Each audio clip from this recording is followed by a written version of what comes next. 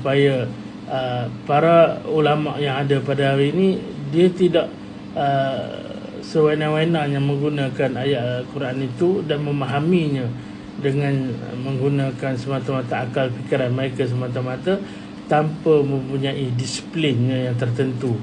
Dan itulah yang kita sebut ilmu usul fiqh ini adalah khusus bagi kegunaan para mujtahid, sedangkan ilmu fiqh adalah untuk kegunaan orang-orang awam dan manusia seluruhnya.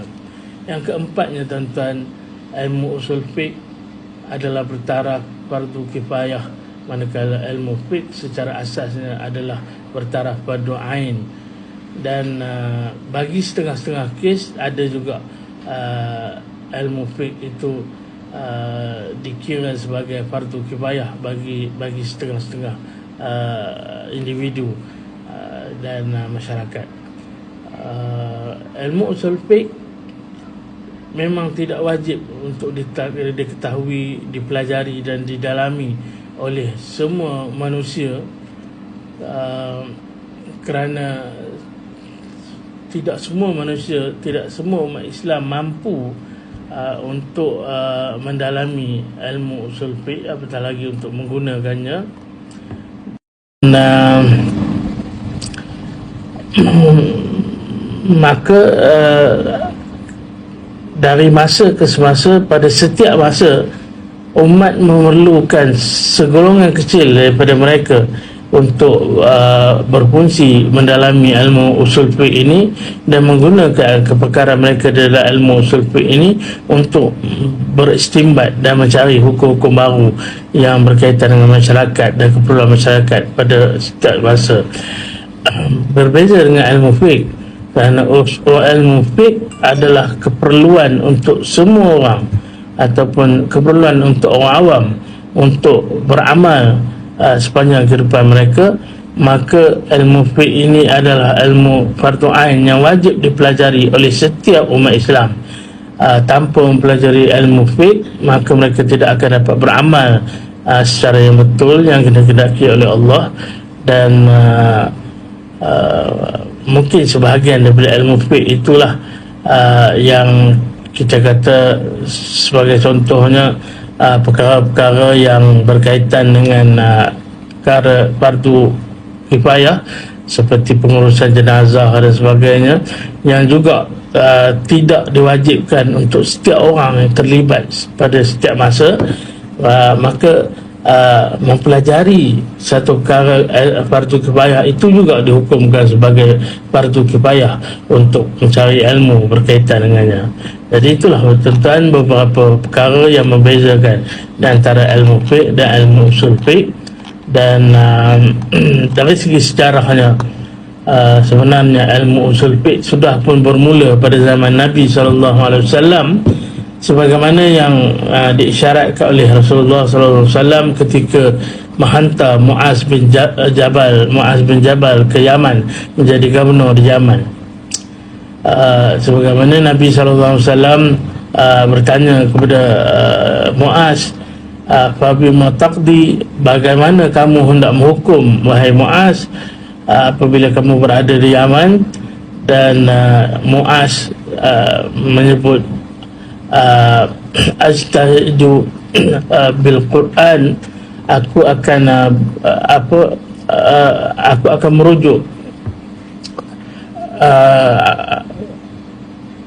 akan merujuk kepada Al-Quran dan Sunnah Rasul sallallahu alaihi wasallam."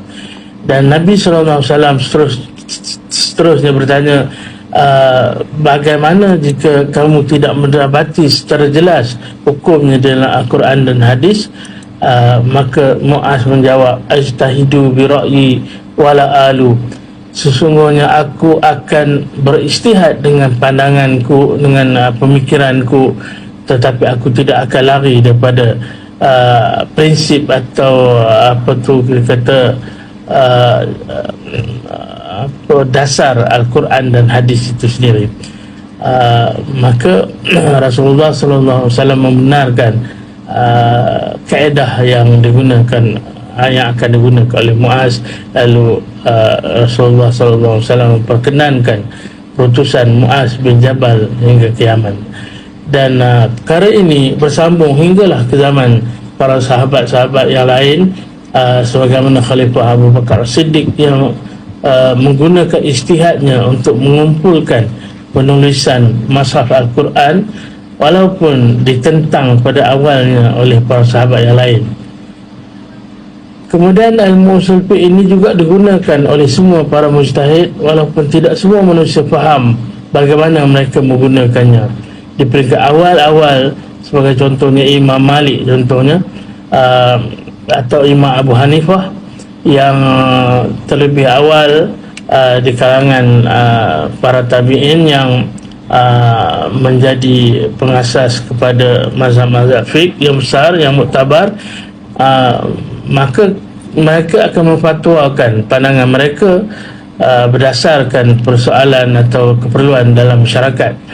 Walaupun dalam keadaan masyarakat yang ketika itu hanya banyak bergantung sepenuhnya, kepercayaan mereka sepenuhnya kepada para mujtahid, lalu mereka pakai apa saja yang dilontarkan atau apa saja yang diberikan fatwanya oleh imam-imam itu, tanpa mereka memahami susul galurnya ataupun bagaimana hukum itu terbentuk.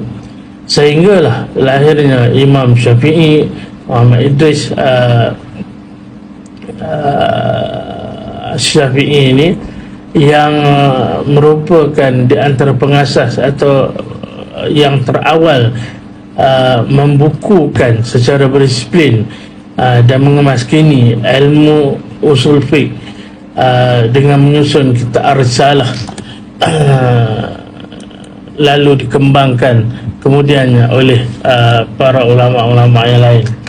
Jadi perkembangan inilah yang akhirnya telah melahirkan berbagai aliran, berbagai mazhab di dalam perkembangan masyarakat dari masa ke semasa, hinggalah pada hari ini munculnya berbagai-bagai pemahaman yang walaupun tidak kita namakan sebagai satu mazhab, tetapi berbagai aliran dan pandangan yang dikeluarkan oleh para mujtahid, yang menyebabkan sebahagian daripada umat Islam seolah-olahnya terpecah atau terpisah di antara satu sama lain.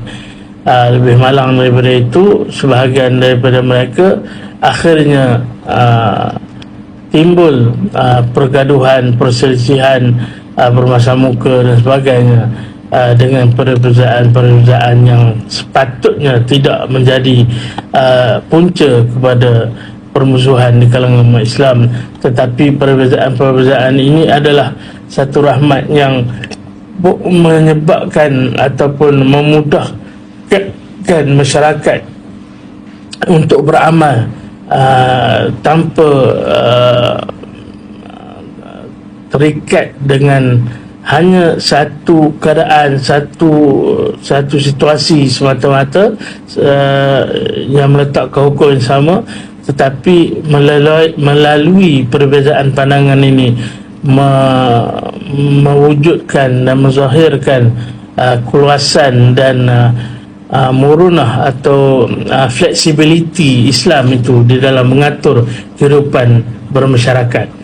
Maka tuan-tuan dan puan-puan yang rahmatullah sekalian, jangan lagi hendaknya kita menuntut penyatuan pandangan para ulama dan para fuqaha, kerana kita boleh menyatukan umat berada dalam satu kelompok atau satu mazhab dan sebagainya, tetapi mana mungkin kita nak menyekat perkembangan ilmu, aliran ilmu ini, sehingga kita nak mewujudkan hanya satu hukum bagi setiap situasi, bagi setiap tempat, bagi setiap keadaan, yang mana ianya akhirnya hanya akan menyusahkan sebahagian daripada umat ini dan hingga menyebabkan mereka tidak beramal dengan sempurna. Maka adalah bertentangan dengan fitrah manusia jika kita menuntut untuk melahirkan satu masyarakat yang hanya ada satu pandangan, hanya ada satu mazhab,